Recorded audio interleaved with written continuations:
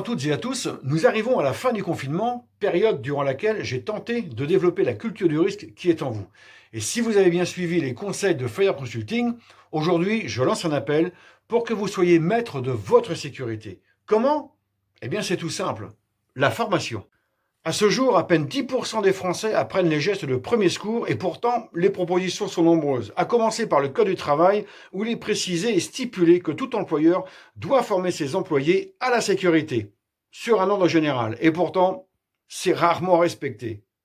Quelle formation peut-on acquérir? En dehors du Code du travail, où c'est une obligation réglementaire envers l'employeur, vous pouvez très bien vous former au PSC1, Formation, Prévention et Secours civique de niveau 1, qui est destiné au grand public. On apprend quoi? Le PSC1, c'est d'apprendre les gestes de premier secours par des mises en situation concrètes, par simulation, et qui permet d'intervenir dans la plupart des situations d'urgence et d'avoir les bons réflexes, protéger, alerter et secourir. Ce qui a fait d'ailleurs l'objet d'une précédente vidéo que je vous invite à regarder. Les critères d'accès à cette formation. La formation de base PSC1 est accessible à partir de 10 ans. Comptez environ 7 heures de formation, soit une journée, mais cela peut varier en fonction des moniteurs et des associations.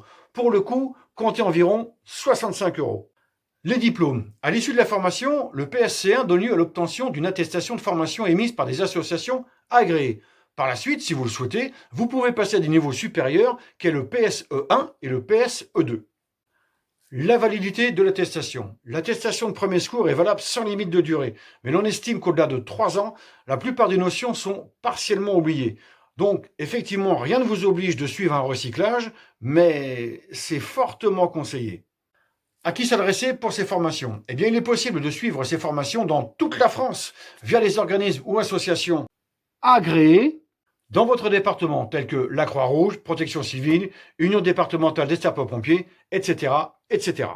Voilà, la série Confinement et culture du risque s'achève et manifestement ça vous a bien plu et j'en suis le premier ravi. Merci encore de tous vos soutiens et commentaires qui m'ont vraiment fait chaud au cœur et devant cet engouement, je vais continuer à diffuser quelques vidéos toujours sur le thème de la culture du risque. D'ici là, prenez soin de vous et n'oubliez pas de vous abonner à la page Fire Consulting ainsi qu'à la chaîne YouTube. Et donc à bientôt pour de nouvelles aventures avec Fire Consulting.